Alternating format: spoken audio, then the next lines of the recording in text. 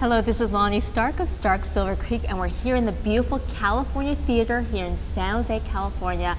And I'm here joined by Rory Bain, who is the director of The Whirling Dervish that is screening tonight. We're going to go off and actually watch this film that you produced. Great. How did you end up in California?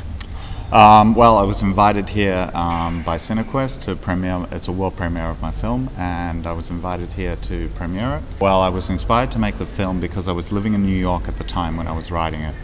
And I was living in an apartment building that had paper-thin walls, and my neighbors would make all sorts of strange noises, and I was always imagining what was going on and figuring out whether it was true or not. I would see them, they seemed like animals behind the walls, and then I would see them in very composed and covered and that sort of thing. So that was the first thing, and then Still waters run deep.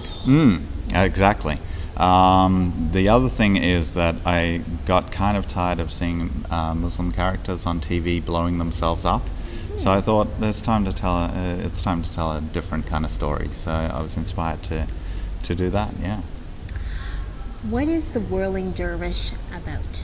The Whirling Dervish is about a young Muslim teenager who's on a spiritual quest, and he meets his sexy next-door neighbor, and he discovers temptation. What is your impression of California so far? Have you been here before? And the weather is not as good as what they told me it was going to be. Sunny California, everyone hears that. So the first night was raining and cold, and yes. I actually wore like a big jacket at one point. Were you prepared? Were you prepared and brought enough clothing? The only reason I had my umbrella and my big jacket was coming from Florence. It was pouring with rain, and it was cold the morning I left at about 5 in the morning. So I took my jacket, and I thought I'll never wear that out there.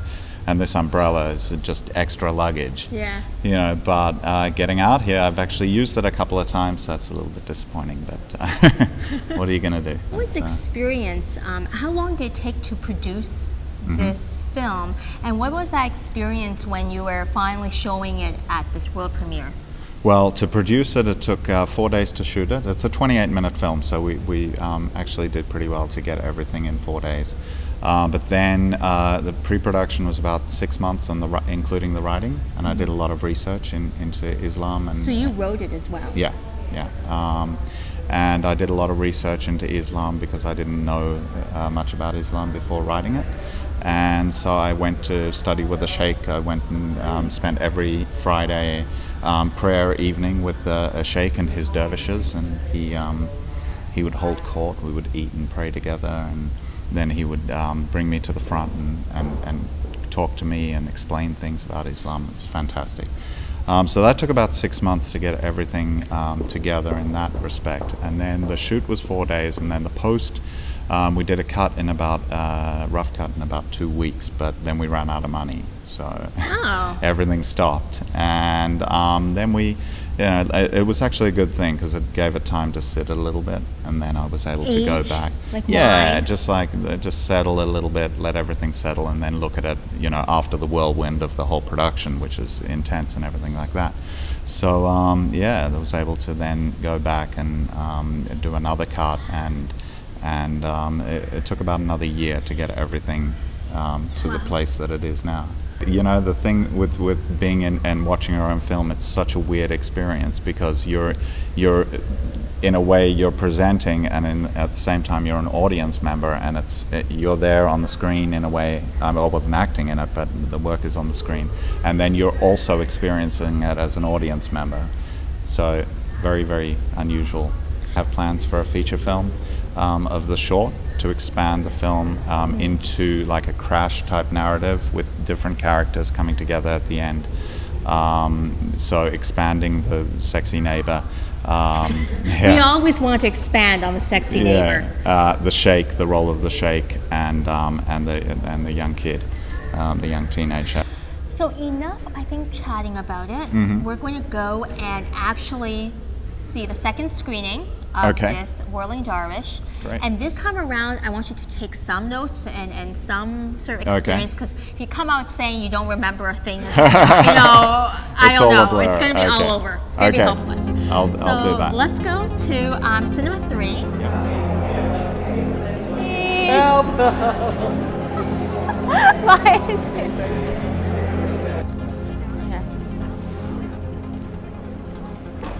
And he wanted to work on a film with me about an opera singer who loses her voice. And then we got invited to this residency in Maine called Norton Island Eastern Frontier Residency. And it's on this remote island, 3 hours drive from Bangor, Maine, up near Canada in the middle of nowhere. It's about an opera singer who loses her voice after she has an accident in which her daughter dies. You might become famous enough that you won't even answer my calls anymore. Never. We're running a little late, so let's go in and check out this film first. First things first, and get your impressions of it afterwards. Okay, great. That sounds like a fascinating film. Is it like an addiction? Once you start making films, you can't stop, sort of thing? Now personalize your festival schedule and even get directions to venues on the go.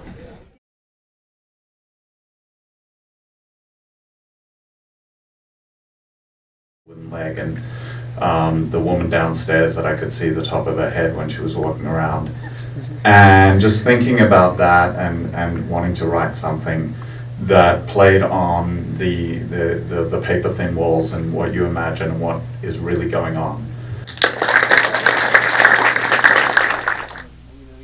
Since the creation, since the creation of the festival, So what's next after this? It seems like someone already asked you about other film festivals. Is that something I'm going to Vail.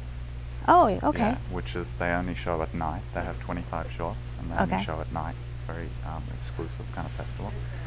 The reason they show at night is it's in the Rocky Mountains, and everybody gets a ski pass. I see, so it's skiing and watching. Ski all day, and then at night you watch the movies. So Vail is the next thing, skiing, and then after that, are you going on a festival run for a year? Yeah, this is our world premiere, so afterwards now it's open. We can submit to a lot of places. We want to do something in Europe. I'm dying to go to Asia. I really want to get into like... So it all has to do with where you want to be. Well, they really take care of you in Asia. I heard that you're met at the airport, you know, by you're like a rock star. And they take you to dinner immediately, and you eat this amazing sushi. It's about the food, you know. Yeah, well, sushi would get me out there, you know. Yeah, totally. Well, congratulations. Thank you. And Thank you so it sounds like this is like sort of what happened. What's sort of one of the best things that could happen, right? After you world premiere, you get to do a whole festival run, get accepted in a lot of festivals, and also already at the end of it have a distribution plan. Yeah, that's I mean, it's a dream come true. You can't ask for anything more. No, I think. No. Well, thank you, Rory. Thank you so much. Congratulations on your second screening here at Cinequest. Thank you. Getting, you know, it'll be fun. Well, thank you so much.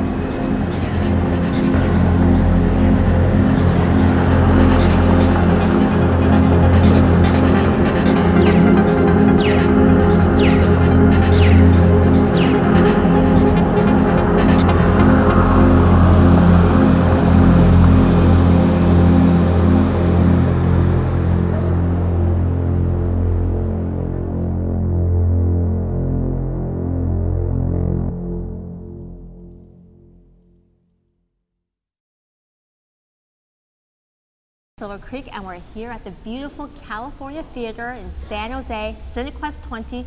I'm here with Rory Patrick, who is the Rory Bain.